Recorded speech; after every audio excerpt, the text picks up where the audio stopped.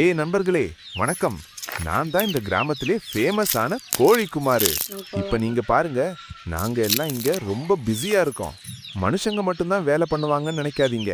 நாங்க கோழிகளுக்கும் full time job இருக்கு. காலை 5 மணிக்கு எழுந்து கொக்கரக்கோ கொக்கரக்கோன்னு அலாரம் போடுறது நாங்க தான். ஆனா என்ன தெரியுமா, மனுஷங்க அலாரம் வச்சு தூங்குவாங்க, நாங்க அலாரம் போடுறோம், ஆனா நாங்க தான் தூங்க முடியாது. இப்போ பாருங்க, என் நண்பர்கள் எல்லாம் இங்க மண்ணு குத்திக்கிட்டு ஃபுட்டு சர்ச் பண்ணிட்டு இருக்காங்க. அந்த பக்கம் இருக்கிறவன் பேரு சின்ன கோழி செந்தில். அவனுக்கு சாப்பாடு கிடைக்கலன்னா உடனே கோபம். ஏய், எனக்கு வேர்ம் கிடைக்கலன்னு எங்க மேலேயே ப்ளேம் பண்ணுவான். அடுத்து அந்த பக்கம் இருக்கிறவள் கோழி லக்ஷ்மி. அவளுக்கு ஃபேஷன் ரொம்ப பிடிக்கும். நாளும் சொல்லுவாள், என் ஃபெதர்ஸ் எல்லாம் நீட்டா இருக்கணும், நான் தான் இந்த ஃபார்ம்ல அழகான கோழி. ஆனா உண்மையா சொல்லணும்னா நாங்க எல்லாரும் சேம் தான். இப்போ இங்க நாங்க ஃபுட் ஹண்ட் மிஷன்ல இருக்கோம். மண்ணு குத்தி குத்தி இங்கே ஏதாவது கிடைக்குமா அங்கே ஏதாவது கிடைக்குமான்னு தேடுறோம். ஒரு வேர்ம் கிடைச்சா என்ன தெரியுமா, அதுக்காக 5 கோழி ஃபைட்டு. இது ஏன் வேர்ம், இல்ல இது ஏன் வேர்ம், அதுக்குள்ளே அந்த வேர்ம் ஓடி போயிடும். பின்னாடி நாங்க எல்லாரும் ஏமாந்த மாதிரி நிற்போம். நேத்து ஒரு பெரிய சம்பவம் நடந்துச்சு. நாங்க எல்லாம் மண்ணு குத்திக்கிட்டு இருந்தோம். அப்போ ஒரு காக்கா வந்து காக்கான்னு சிரிச்சு போச்சு. நாங்க கேட்டோம், ஏன் சிரிக்கிற? அது சொன்னது, நீங்க எல்லாம் நாள் முழுக்க மண்ணு குத்திக்கிட்டே இருப்பீங்க, ஆனா எக்கு போட்டா மனிதர்கள் தான் சாப்பிடுவாங்க. அதுக்கப்புறம் நாங்க எல்லாரும் சைலண்ட். ஆனா என்ன செய்ய, அதுதான் லைஃப்.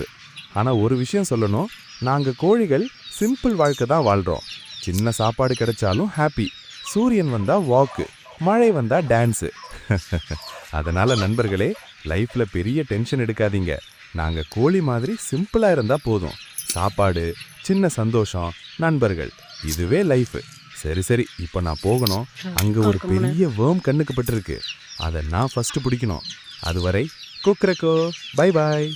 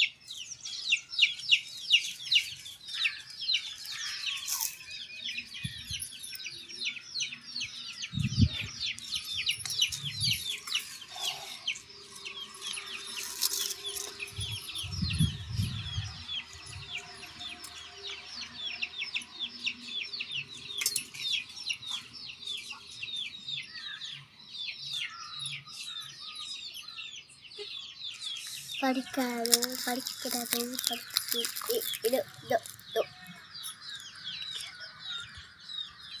எவ்வளோ நேரமும் நாங்கள் செட் பண்ணிக்கணும்.